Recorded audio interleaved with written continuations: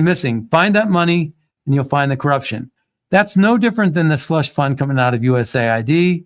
That's no different than the slush fund coming out of EPA.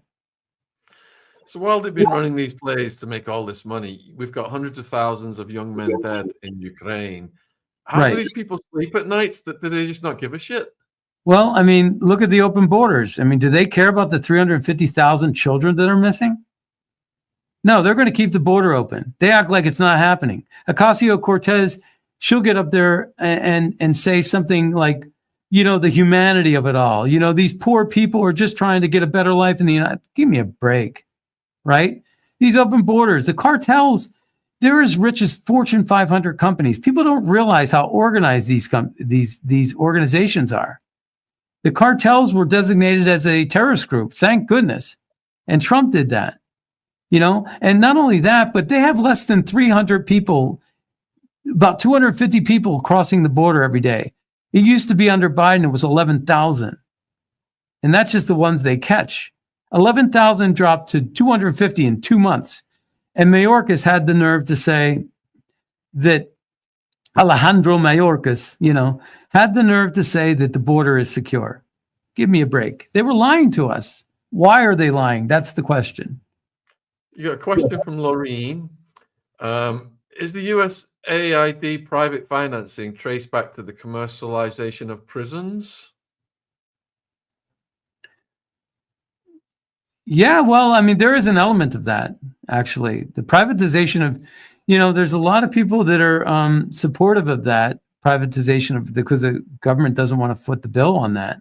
I mean, certainly we've emptied a lot of prisons in El Salvador and Venezuela, and they're all living here in America now, raping and killing our children, whether it be through physical rape or drugs, fentanyl, or, you know, just basically gang warfare. So we're the one footing the brunt of that. You take a look at the stabbings in Sweden and in Germany, the bomb that was recent, you know, I mean, there's just so much that's going on with that. But I'm actually not opposed. If it's done right on paper, privatization of prisons is not a bad way to go. All right, so Bailey's wondering whether the people who've siphoned off all of this money through USAID, are they above the law or do they have diplomatic immunity? Who? The people that were running USAID? The ones who've siphoned off the money, yeah. Yeah, well, that's a $1 million question. I mean, we really want to see these people perp walked with handcuffs, right? I mean, we want to see that in America. We have not seen that. Not at all. Not one politician. I mean, the closest we got to it was Bob Menendez when he was found with gold bars that had Egyptian inscriptions on them, you know, and, you know, he's in court for years, and it took years, and he blames it on the corrupt justice system. The same one that went after Trump went after me. It's a travesty of justice, you know, but he's corrupt as the day is long. He's just one of them. But I mean, the thing is that we would love to see perp walks. I would love to see Hunter Biden, Joe Biden, Samantha Power, Andy McCabe, Peter Strzok, Lisa Page, all get thrown in jail. But the most sinister person, I think, in Washington politics, besides Joe Biden, the biggest criminal, the biggest murderer, is Alejandro Mayorkas. That guy is the biggest corrupt murderer. Do you know he's in charge of the Secret Service? He was in charge of the Secret Service. Do you know what they did? They changed cell phones. They did an upgrade, and they deleted all the cell phone data from J6. So there's no evidence of what the Secret Service saw with their recorders and cell phones. Okay, he did that. He oversaw the manpower of Secret Service that was supposed to protect Trump on July 13th. And 2 days before that, Victoria Nuland, one of the other biggest corrupt people on the planet, said Putin is going to be surprised Trump is not going to make it to the election. And that was 2 days before That's on videotape. Just look it up. Victoria Nuland, 2 days before Trump was shot, said that. Now, what does she know? And who was shorting the stocks on Rumble and Donald Trump media, right? The day before. So people knew, and how is it that Crooks actually was in a BlackRock commercial? Did you know that? Yep. That Crooks was in a BlackRock commercial? So, I mean, there's a lot of stuff going on. And I think that Mayorkas was in control of that. What else was Mayorkas in control of? Oh, the border, right? The border, child trafficking, drug running, gun running. And, some people say that what was happening is we were selling guns to Ukraine, and then Ukraine was selling the weapons to the cartels. And, it's never a check like, who do I make this out to? It's always like there's 4 commodities on the black market. It's oil, drugs, guns, and it's oil, guns, drugs, and one other. But there's 4. Human trafficking, humans. So humans, guns, drugs, and there's 4, but they trade all the time. Lindsey Graham and McCain were bouncing back once upon a time, about 10 years ago. They were bouncing back from the Middle East to Ukraine, getting medals all along the way, working with the leaders of Montenegro and working in Cyprus and working in Syria, working with, like ISIS, for example, was a paid mercenary group to protect the oil fields and to distribute the oil into Europe and into Africa. Why the hell do you think that they had Benghazi? Why do you think that they killed Gaddafi? Why do you think that they overthrew Mubarak and installed Morsi? And then Morsi got overthrown, and now El-Sisi's in Egypt. Why do you think that they did that? Because they were acting like toll collectors to the business that was being run out of Iraq that was ungoverned into Africa and into Europe. I don't know if you recall, but Jacques Chirac and Schroeder were leaders once upon a time in Germany and France, and they were violating the ceasefire agreement against Saddam Hussein, all because they were trying to secure oil deals through Alf Oil. And there was Kofi Annan and his son Kujo Annan in the UN. There were all kinds of corruption. So these are players that are playing in energy, and they have pipelines and distribution channels. That's why Erdogan is so corrupt, because Turkey is a key point in that distribution channel. That's why Syria was so important. Syria was a puppet country, really, of Russia. Russia's largest naval base outside of Russia was in Targus, the west coast of Syria. And now that Syria is under new ownership, that's why you see Russia talking to Sudan and some other countries lately. Got a question from QQ. Is Sam Bankman-Fried still a rich man with money on the outside? Yeah, I don't even know where is he in jail? I don't even know if he's in jail or not. Is he in jail? He's with Diddy. Oh, he's with Diddy? Okay. Yeah, but he got off kind of light too. I don't know what his situation is right this moment, but they used him like a pawn. And he's just this flakoid weirdo. But he was a useful idiot. He basically set up and ran FTX, and FTX was partnered. Look it up. It's CoinDesk wrote this article. Ukrainian National Bank and FTX. Sam Bankman-Fried made a lot of money and distributed it to Democrat politicians, and some rhinos like Lindsey Graham got some action on that too. Yes. Lindsey Graham is disgusting. He's a scumbag. So according to Google, SBF was sentenced to 25 years in prison for defrauding customers of his crypto exchange, and the judge ordered him to forfeit 11 billion. Yeah, well, good luck trying to get that 11 billion back. Right. Yeah, that's a Bernie Madoff 11 billion. Oh, that's real money though. He just already gave it away, and no politicians returning the funds. You notice that? It's like, will you return your donations? No. Yeah, a lot of Pablo Escobar's money went to politicians when we looked at those accounts. All right, so You're getting asked about the USAID being traced to a derelict building called Internews. There's a lot of that. I mean, I don't know about that one particular. I could tell you a story about like Igor Pasternak. He was given military contracts by Adam Schiff and Nancy Pelosi, and turn around, and next thing you know, he's doing fundraisers in D.C. On behalf of Adam Schiff and Nancy Pelosi, and he got millions of dollars for a air freight ship balloon that was supposed to carry military payloads in a concept of a balloon concept. And he got millions and millions of dollars in contracts. And then I looked it up. I was doing research on this. And he was in Van Nuys, California. And I looked up his office address. He had 2 employees, and he had no office. Like it was like off of an airport, like it was nothing. It was a nothing building, right? And so, it was basically a shell company. And he had this townhome in DC, and he would hold parties and fundraisers there. So he's basically being paid to also then bring in donors and earn his keep, not to build the spacecraft that he was commissioned to build. He was given millions to actually be a salesman and generate tens of millions in return for fundraising for these politicians. So there's a lot of stuff like that. It's just one big incestuous money go around, folks.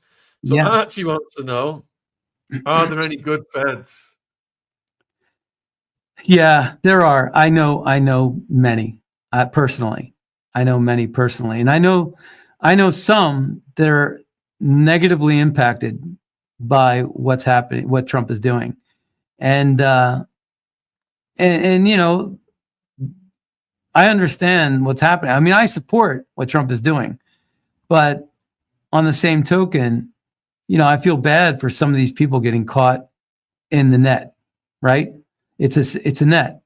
It's a drag net. And there are good people getting caught up in this, but shame on those damn people that actually violated the law so bad that they burned the whole house down, in a sense. And when you burn the whole house down because of your own rage or your own illicit behavior, whether it's you're baking drugs in your apartment and you burn the building down, you were doing that to get rich, and you cost everybody else their home, right? I mean, bad things happen to good people, but really it's not Trump's fault. Trump's doing what he has to do to fix the long-term problem. I think that there's a lot of good people that are being caught up in this dragnet. All right, we've got well over 1,000 watching live right now. I'm going to put Scott's X back in the live chat. Support his work. You can find his podcast links in his description on his X. If you're watching on the replay, it's in the description box. Keep your questions coming, folks. Tashel is asking, what is going to be done with all the money recovered from these investigations? Is that wishful thinking that it will be recovered? Yes. No, it's not wishful thinking. It's going to happen. Trump just gave us an announcement about impoundment. There's an impoundment clause where he can collect the money through impoundment, and he can actually put the money back into the treasury. So he could pull the money back, and it's called an impoundment clause. Look it up. I don't know if it's an act or a clause or whatever, but Trump impoundment clause. And I think he signed an executive order to that effect, because it could be challenged in court, but it's going to be legal because there is something on the books for it. And it's like a dated thing from like 1970 something or whatever. But in any case, so it's an impoundment clause. And then a lot of people, it's starting to trend, whether it will happen or not. I mean, I think a lot of people would like to see the debt go down so we pay less interest.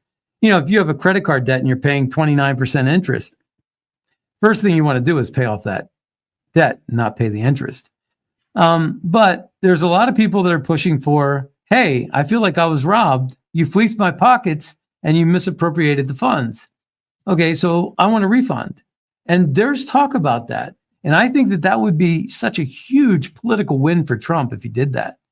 And so Maybe we everybody gets $1,200, in their pocket as part of a payback for, otherwise there's a lot of people that might decide that they're going to sue, and they might have legal grounds to do it. So in order to prevent the lawsuit, cash this check and you forfeit your right to sue. So who knows? So Reggie wants to know, what do you think Musk will find when he audits Fort Knox? Less gold bars than are supposed to be there. I think that the UK was sending over a bunch of gold bars, and I think we were supposed to have a lot of gold bars there. It's like a huge number, and we'll see. I mean, that'll be interesting. Elon Musk said he wants to bring a video cam when he goes to get it. He tweeted that out. Yeah, so I wrote an article that was put in Investors Business Daily back in 2002, I think, recommending gold when it was $50 an ounce. And I researched, the governments had handed a lot of their gold off to the cronies to profit from the huge run up in it. So they robbed that resource from the public and gave it to the cronies. He's going to find. That's what I think Elon's going to find. Gordon wants to know. What did you say he's going to find? That a lot of the gold that's supposed to be there is not going to be there. It's been. A lot of us think that, but we don't know. We don't know until we see it. It might be a Geraldo moment where you open up the vault and there's nothing there. I don't know if you recall that. That's a part of Americana history. But I think it was the Al Capone safe or something, and he opens it up and it's empty. Gordon wants to know about Trump. What do you think Trump's opinion will be on all of the plane incidents? Well, I know you're not a mind reader. What's your opinion on all of the DEI? They just had I forget what it was called, in Boyer Airlines or something. Delta was farming out to this company, this smaller company, subsidy company. And this company, the name begins with an E, and so they were doing the regional flights in Canada, and this one left from Minneapolis to Toronto, and it basically, when you take a look at the video footage, which I'm sure you've seen, right, the video footage of the plane flipping over, yeah, it looked like that was pilot error. I mean, sure, there might have been gusts of wind, but that happens. It seemed like it was coming in just fine. It didn't seem like it was way out of control. And then it just flipped over. Now, they have a video that's floating around on X, and that is them throwing parties. Basically, they were a DEI company that says, we pride ourselves in hiring all women. So it was an all-women crew or something like that. I don't know what the crew was, but I know that their mission was to push for an all-woman fleet or personnel, and they were very party-like, and they were throwing a party and they were acting up, and so it was kind of an interesting thing that was happening there. They weren't professional, and they were having too much fun. They didn't seem to be serious. And when you take a look at the Black Hawk helicopter pilot, she was working in the White House as like ceremonial duties for 2 years under Biden. And she was a sycophant for Biden. And she was probably LGBTQ, and her social media was scrubbed before they released. And that's the other problem, is why are you scrubbing all this stuff before you release the name? Why are you doing that? We want transparency. We're mature enough and smart enough to make up our own minds, and we're not all racist and jump to one conclusion or another. But metadata is good to make meaningful decisions, and we can process that and make up our own minds. But there is some similarities between the Black Hawk pilot that caused that accident and the Delta plane that was run by a subsidiary that was a DEI company that was priding themselves on being mostly all women. Question: what happens after 4 years when Trump is gone? Will it just go back to business as usual? Well, I think I did mention in this show about the potential third term. There's a Tennessee congressman that is pushing for a third term for Trump. Basically, it's 2 consecutive terms. And so that means that Obama, George W. Bush, and Clinton would not be eligible. They've already had 2 consecutive terms. Trump never had 2 consecutive terms. And Garfield was the last time that there was 2 terms separated by another term, right? So they're basically pushing for 2 consecutive terms. And a lot of people would argue that Trump was robbed of at least 2 years of his first term. So why not give the best president in the human history another term? But we'll see what happens. And I think that J.D. Vance has actually proven himself very well. And I like the fact that Trump didn't endorse J.D. Vance. He was asked the question, would you endorse J.D. Vance as your successor? And Trump said, no, it's too soon. He's got to, we'll see what happens. But there's a lot of good people, in the works. I think that the main thing that needs to happen is they need to get a handle on election fraud. They need to end mail-in balloting. They need to end ballot harvesting. They need a chain of custody, and they need voter ID. And they need to get rid of the illegals and the dead people off the rolls of Social Security. Sorry about that. You're getting asked about the abandonment of the dollar being backed by the gold and the debt pyramid scheme that has accrued ever since.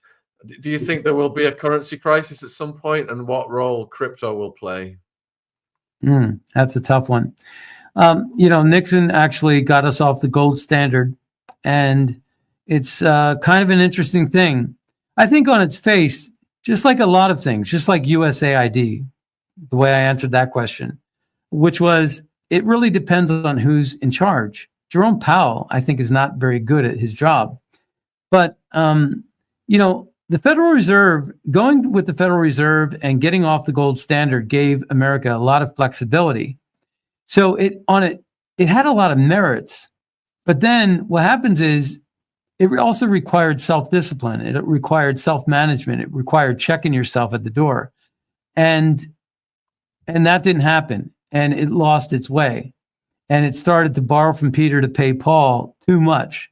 And at some point, it got out of hand. And the Federal Reserve then became a yo-yo where it was correcting one way, then correcting another, and overcorrecting, and almost like a rubber band. And now it's out of whack. It's off kilter. And can we it's sort of like a plane spiraling out of control. Can you get it back on track?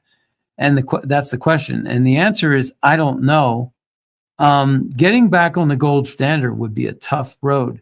I think right now our economy is too unhealthy to actually get put back on such a disciplinary gold standard.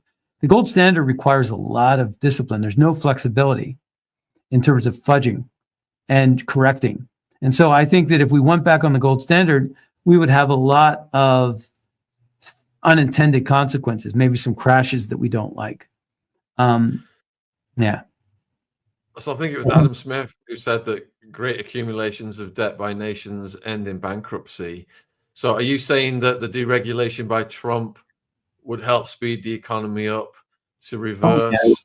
Yeah, deregulation, and he's reserved deregulation primarily for big investors. $1 billion or more, you get fast tracked. So that's what's happening there. You basically, and what that does is that attracts $1 billion investors and higher, because a lot of people aren't going to want to invest $1 billion if they feel like they're going to be shanghaied, like hijacked, and by regulators that want their palms greased. Because a lot of times these regulators are basically saying, I'll sign it, but you got to pay me. And so it's a shakedown. So what Trump wants is basically to deregulate and invite big investors to take advantage of the American market and avoid American tariffs. So they're willing to do that. And yes, deregulation is huge because people aren't doing projects that they otherwise would do because, they can't afford to wait 5-10 years for regulation to occur. All right, we are well over an hour. Get your final questions in, folks. And we've covered many of the big topics of the day. I think the one that we've not covered is, how do you think things are going to play out with Israel, Palestine, Iran? Well, I actually liked a lot of people are questioning what Trump was doing with the Gaza Strip. And I say, you can't take everything at face value with Trump. And you say, well, that sounds horrible. But no, it's not hard. It's the way you do business, actually. If you sell a car, you ask for, it's 20,000. You want 15, but you're going to say it's 20, right? And then you hope to get 17 or something like that, right? I mean, so what Trump is doing is basically saying, hey, Egypt, hey, Jordan, will you take some of these Palestinians so we can try to rebuild Gaza and clear it out? And they said, no, go fly a kite. And then we said, okay, well, then we'll go ahead and buy it. Pennies on the dollar. Israel, Netanyahu played the game too and said, yeah, we'll let you have it. We'll let you seize control of it for a certain fee, and you have certain rights, and you can build it the way you want. And then all the other rich Arab states said, oh, wait a second. We don't want you to do that. We don't want American footprint in the Middle East, in the heart of the Middle East, especially in Palestinian country, Arab country. We're not going to let you do that. We're not going to stand for it. So what Trump did was he created a sense of urgency, just like he did with Mexico, just like he's doing with Canada, using, tariffs or using the threat of, stepping on your turf and saying, well, if you don't do it, we will, because we think this is an urgent crisis. We need to act swiftly. Trump time, warp speed, right? So now you got King Solomon getting involved. You got probably Qatar getting involved, because that's really where Hamas's headquarters is. You got UAE. I think that you could actually turn the Gaza Strip, which is on a body of water, you could turn that into Abu Dhabi or Dubai real quick. And the Arabs know how to build like that. And so I think that they are now saying, well, this is what we ought to do. And I think that they're going to do it. And so I think that there is a sense of urgency. There's an opportunity, and to make the Gaza Strip not a dirt hole that no one would ever want to live in, except for the impoverished people with poor education that are groomed to hate Jews and hate the West, but to make it an attraction on that body of water.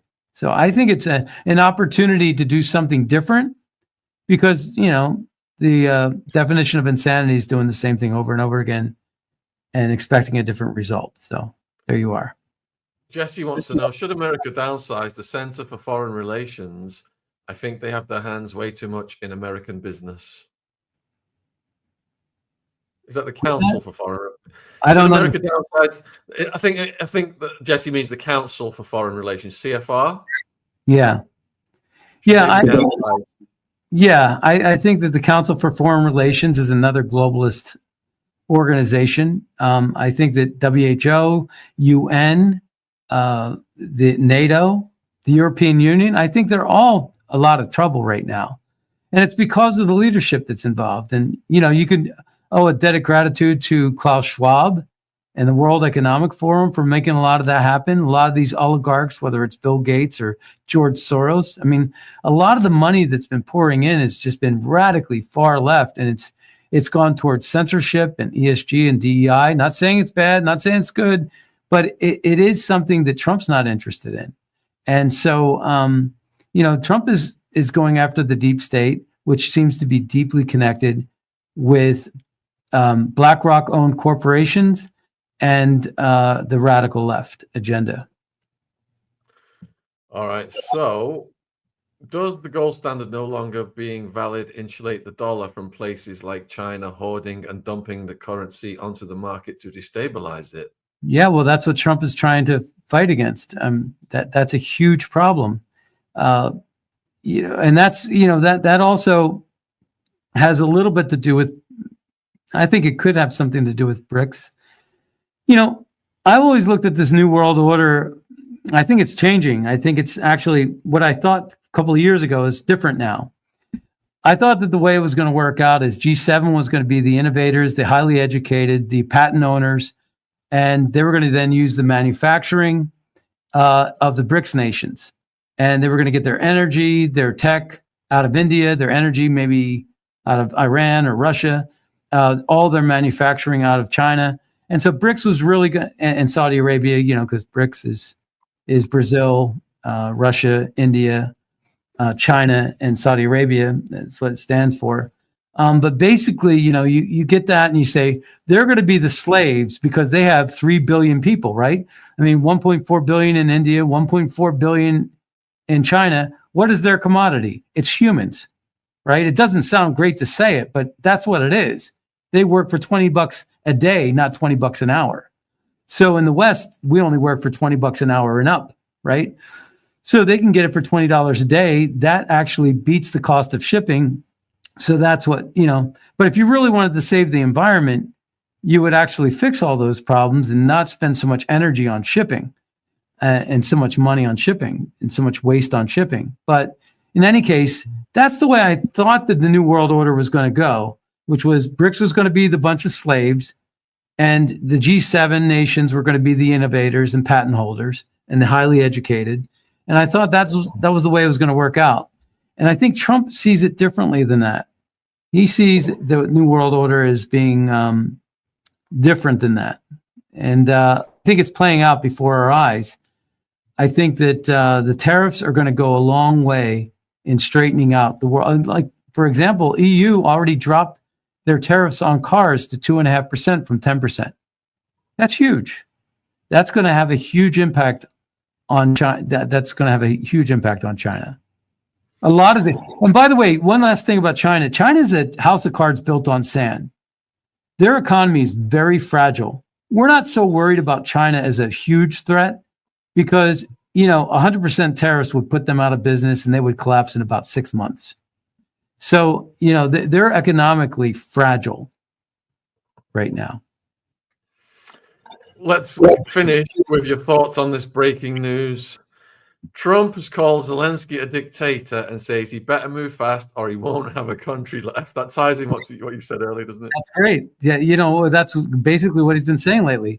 He said that Zelensky was polling at 4%, hasn't had an election since he was taking power, and he censored all of the media, and he basically imprisoned everybody that was rising up and speaking up against him.